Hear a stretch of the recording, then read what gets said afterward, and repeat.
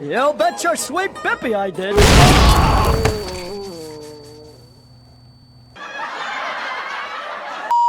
Hey guys, how's it going? It is my different username here, and today we're gonna be reviewing this pistol, I guess. I guess we're doing airsoft.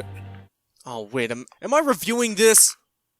I thought I was done when I made the Calibri.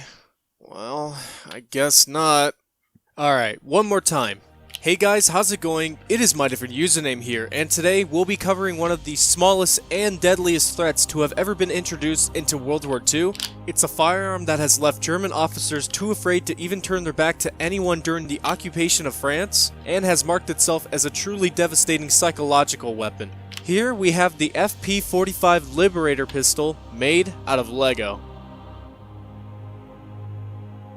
So, the FP-45 or the flare pistol 45 caliber is the initial idea from the Polish military back in 1942 to help arm resistance fighters during the war effort against Germany. This task was given over to the American forces, and the designing of this weapon would be done by George Hyde and later production to be completed by General Motors. This weapon's full intention was to be built in secret and is why it was adopted as a flare pistol, so it wouldn't be seen as a noticeable threat by the enemy. And 1 million of these were built to help supply and arm resistance fighters trapped within the captured areas of Europe.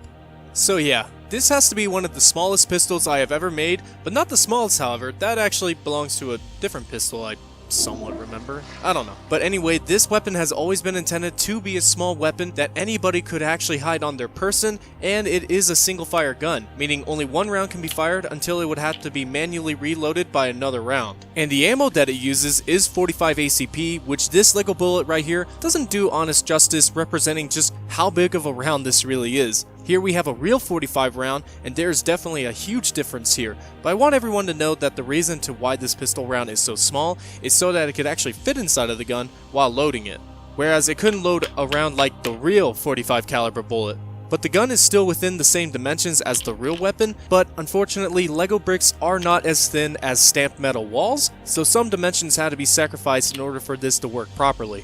Another feature of this gun I wanted to point out are the iron sights, which I'll admit are pretty crude and I wouldn't necessarily say are pretty useful. I mean, they weren't built to snipe enemies, so an essential part to this is to basically get close enough up to a soldier and then surprise them with one well-placed shot and in luck take their own weapon as an upgrade. That really is the main goal of this pistol, to use it realistically only once and then take another weapon that will actually be a lot more useful. And in case you come to the situation where you need another round in the chamber, there is the option of using the reserve ammo that's hidden within the grip itself, and this can hold up to 10 rounds of 45 ACP, which I think is quite a lot. Meanwhile, my model here can only hold up to, well, 2 rounds. I mean, it can hold more, but I only did have the 2 rounds on me, unfortunately. Either way, to access these 2 rounds, the sliding gate down below needs to be pulled back, which helps drop the 2 rounds using gravity, and you could either load the 1 round into the chamber, or just put the other one back into the grip as storage. It's really as simple as that. So yeah, this pistol is pretty unique in the fact that it was never really made to be a combat pistol, and is treated as more of an assassination tool instead. I like the minimal amount of detail that is present on the model, while also preserving most of the functions at the same time. And I even think it's pretty funny that it's featured in Battlefield 5, and quite literally the last pistol that is unlocked, and it's the most useless one out of all of them. I am never gonna get those hours of grinding back.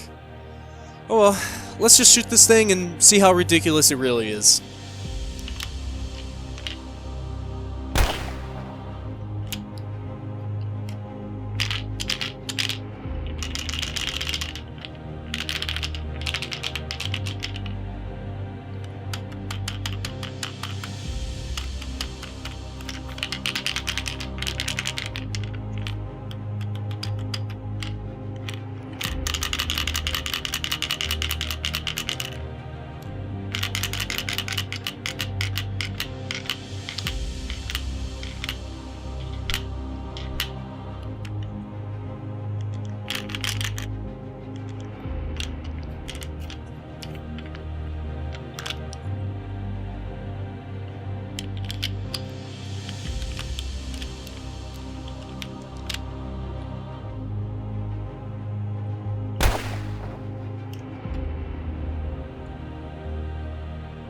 So guys, I figured since in the last video of mine the Calibri had a tutorial, and this kind of falls under the same boat where it's kind of a small gun, I figured why not give you guys a free tutorial just for you. And I will admit, this is pretty complex, so if you guys can't keep up, you can definitely make sure to pause the video at most times, but if there's something complicated that needs to be explained, I will definitely step in to help out. But with all that said, let's get the tutorial started.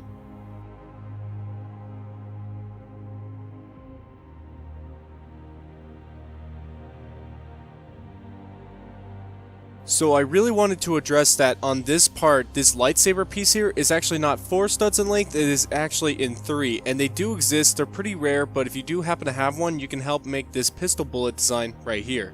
And if you have all the right pieces, you could literally make as many of these as you want. There really is no limit to how many of these you can make.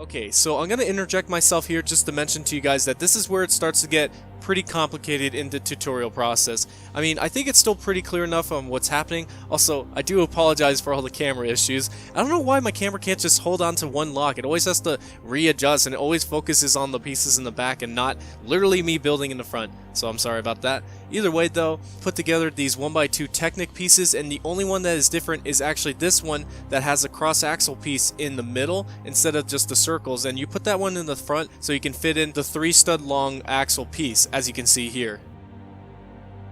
Hopefully that was clear. Alright guys, we are here at step 2, and I have to say this is actually the more complicated part of the tutorial because we're actually making the grip and assembly of the weapon, so it's going to be pretty complicated. So if you need any help, just make sure to pause the video, see what pieces I'm using, and see where they're exactly going. It's kind of a mess from this point because when I built this weapon, I didn't build it with a certain type of structure. It was just a building of putting a bunch of pieces together, and there was really no order to it, so hopefully it's not too complicated for you guys.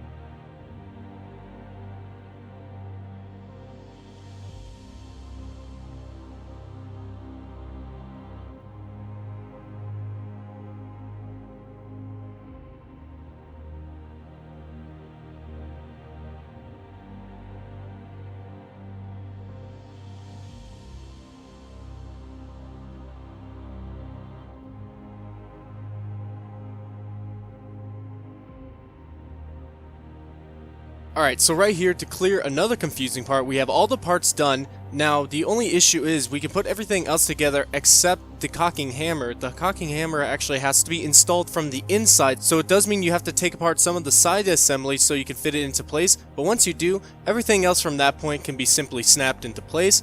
But besides that, once you have all the pieces put together, you are basically done with the Liberator pistol.